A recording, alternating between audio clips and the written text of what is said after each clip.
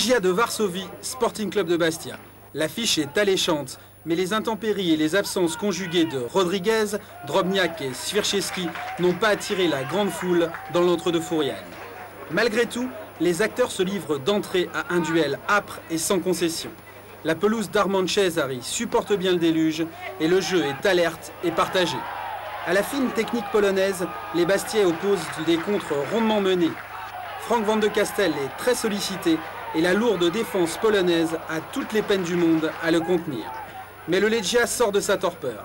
Pise alerte Staniek qui ajuste l'infortuné Biancarelli d'une malicieuse petite balle piquée.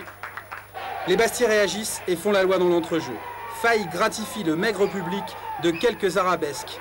Mais c'est le côté droit de l'attaque corse qui est le plus dangereux. Sur un centre de Van de Castel, Loret est très près de battre le portier polonais. Le pressing bastia se fait plus fort. Et sur un coup franc en apparence anodin, Mamadou Faye plonge dans la surface de réparation. Et l'arbitre accorde généreusement le pénalty. Transformé et deviné par qui? Par l'homme de cette première période, Frank van de Castel. Après le repos, le Legia décide d'emblée de reprendre le match à son compte. Sokolowski s'échappe sur l'aile droite et Bruno Valanconi n'a d'autre ressource que de le faucher. Penalty. Avide de rachat, Valanconi part du bon côté et stoppe la tentative de Podbrozny. Loin de se décourager, les hommes de Pavel Gianas repartent de plus belle. Le physique Michalski prend à revers toute la défense bastiaise et adresse un centre au cordeau à Sokolowski qui efface Valanconi avant de marquer dans les buts vides. Score final, 2-1.